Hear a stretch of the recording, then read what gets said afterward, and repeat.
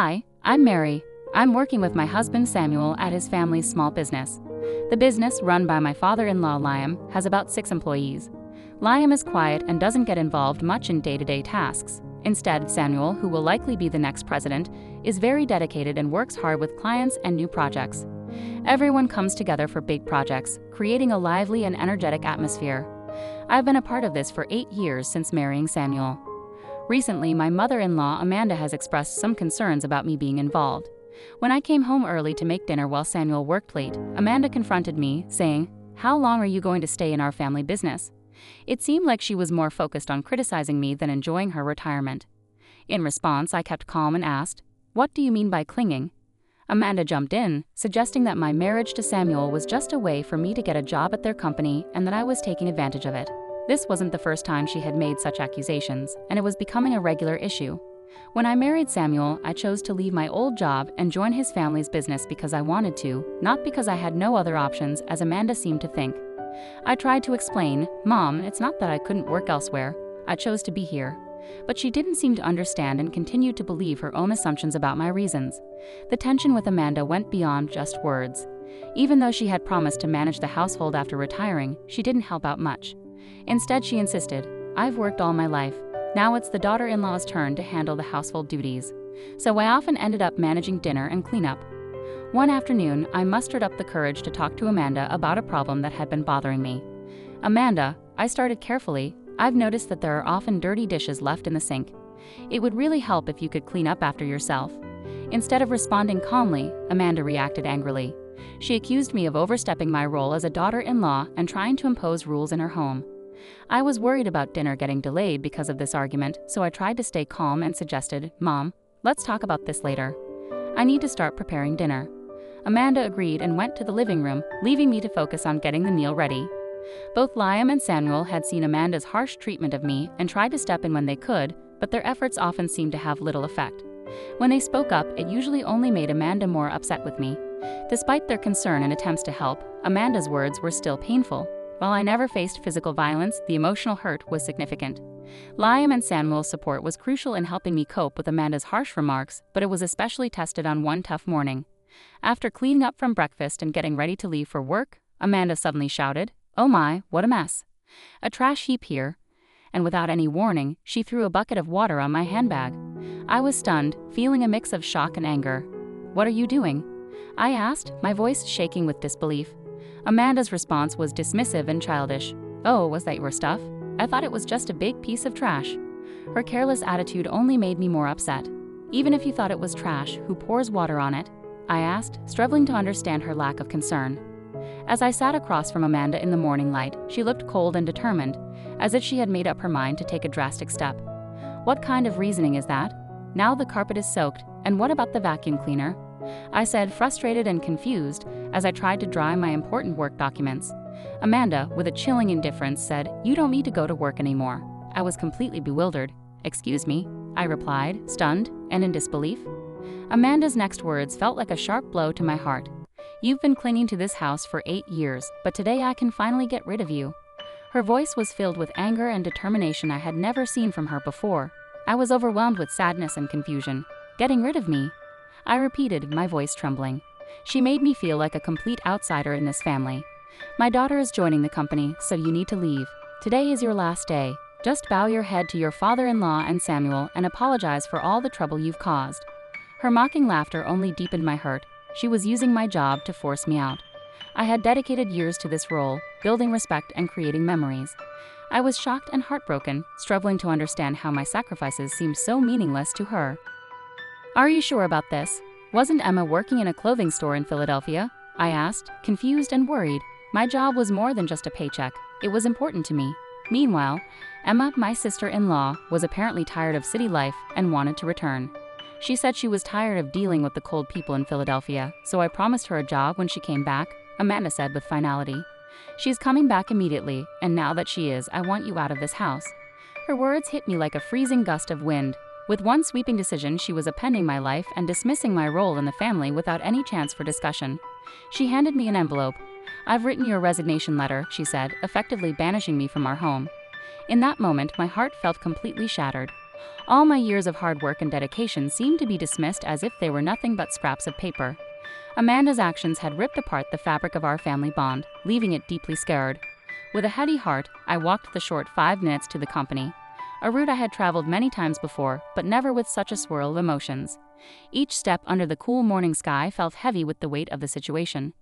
When I arrived at the office, I told my father-in-law, Liam, and my husband, Samuel, about Amanda's harsh decision. They looked shocked and restrained, but they managed to stay calm despite the chaos. They suggested that maybe stepping away for a while could show Amanda the real impact of her demands. This idea sent my heart into even more turmoil. After working so hard for the family business for years, the thought of taking a break longer than the short Thanksgiving or Christmas holidays felt overwhelming and strange. Encouraged by Samuel and Liam's supportive advice, "Why don't you spread your wings for a change?" I decided to take a short trip. As I packed, I reflected on my life, the choices I had made, and what the future might hold. Meanwhile, my sister-in-law, Emma, who was supposed to replace me at the company, arrived unexpectedly late at 2 p.m. Her careless attitude left Samuel and Liam frustrated and confused. Despite their attempts to help her understand the business, Emma seemed uninterested. Hearing this made me anxious about the company's future, even as I looked forward to my trip. I left without another word to Amanda and quickly set off. As the train moved, I looked out at the changing scenery, using the time to think about my past and future. The trip gave me a chance to take a break and reflect. While enjoying local seafood specialties, I often thought about my family and the business. On the 5th day of my getaway, my peaceful time was suddenly interrupted by a tearful call from Emma. "What's going on?" Mom said it was an easy job, just sitting in a chair, but Samuel and Dad are acting like I can't do anything right, Emma complained. Her words mirrored what my mother-in-law had probably told her, and I was taken aback. Even though I was enjoying a more relaxed pace during my trip, I knew it was time to help Emma face reality. "So Emma, how good are you with computers?" I asked, sensing her hesitation. "Well, I usually watch videos online and play games too," she replied. Her answer suggested she wasn't very skilled with computers. I asked her if she knew how to use software tools like Word or Excel. Her confused response surprised me, especially since she had worked in the Philadelphia apparel industry, where tasks like tracking sales and managing inventory would have required basic computer skills. "Can you handle calculations for sales or fill out documents?" I asked. She confidently said she could do those tasks. However, when I asked, "Can you calculate the right amount of tax?" her confidence wavered, and she answered uncertainly. This wasn't just about her math skills, but about her ability to apply them in a real business setting. While Emma might have other talents, it was clear that she wasn't sure about the skills needed for the job. Her discomfort with calculations seemed to be a big part of why Liam and Samuel were criticizing her. "It's crucial to confront the motives of my mother-in-law and her supporters who want to push me out," I said. "Since you're taking over my role, I expect you to manage the accounting tasks properly.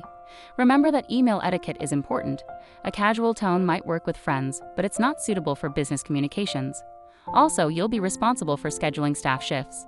Our team is small, but we take everyone's requests for time off seriously, so make sure not to prioritize your convenience over theirs."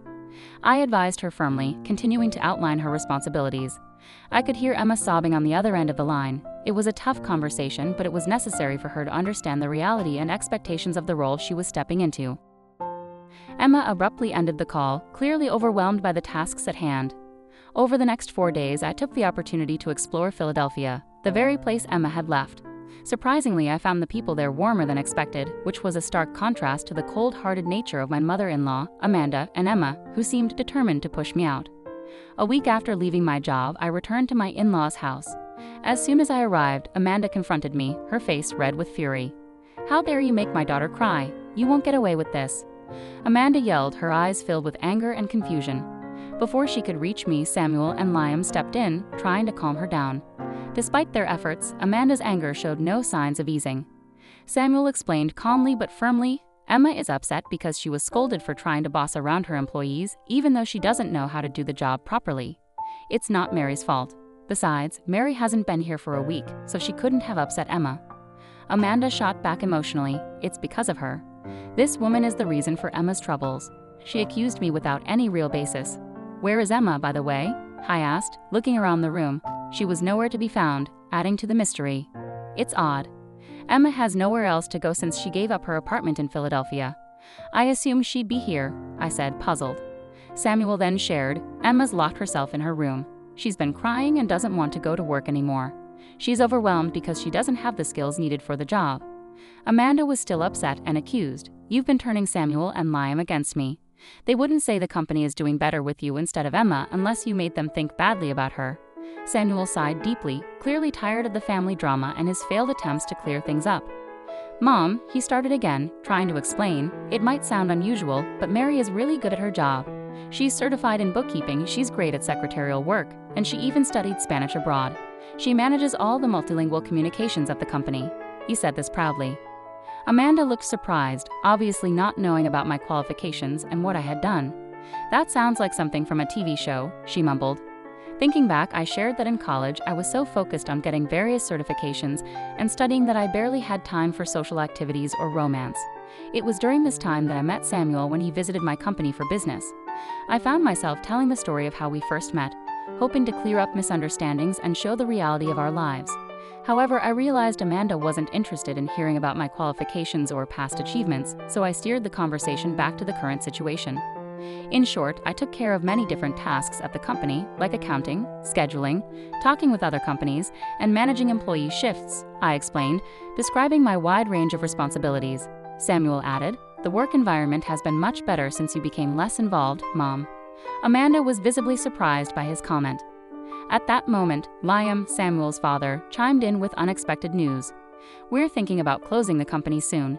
Emma made a big mistake. Instead of preparing some important documents, she decided to answer phone calls because she thought it would be more fun.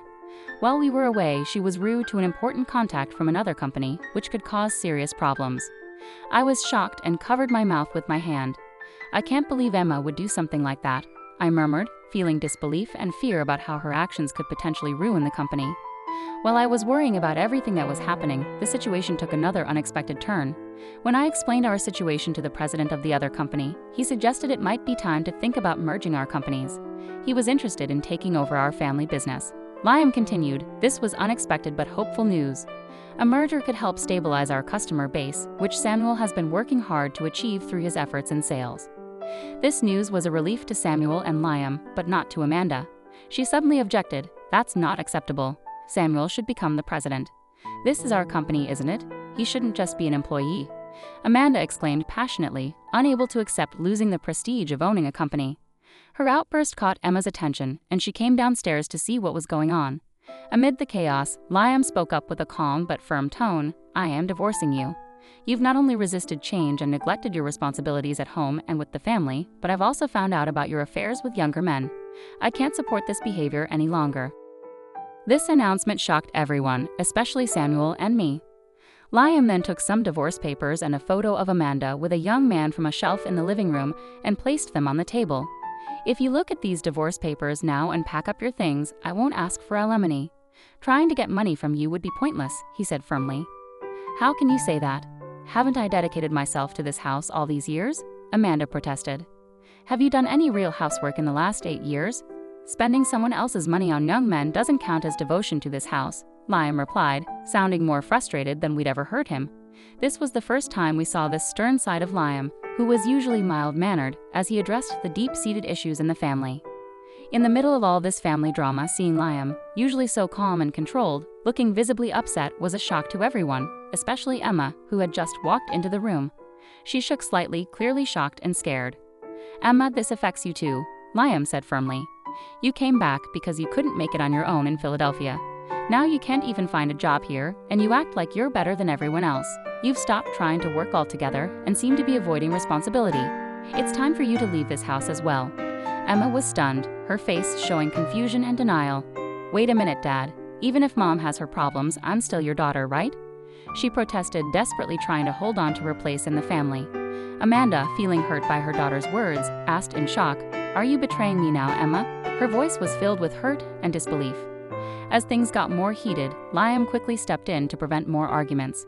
"To avoid more trouble, I've arranged for both of you to stay with someone I know until you get back on your feet. They'll be here soon to pick you up, so please pack your essential things," he said firmly, making it clear there was no room for discussion.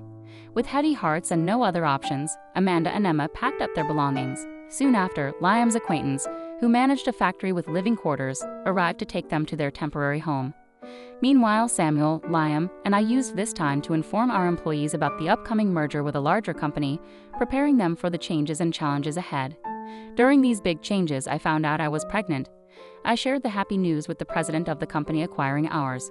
He was excited and promised to find a suitable replacement for my position to ensure a smooth transition. With the promise of new opportunities and the excitement of our growing family, Samuel and Liam threw themselves into their work even more, motivated by the bright future that lay ahead.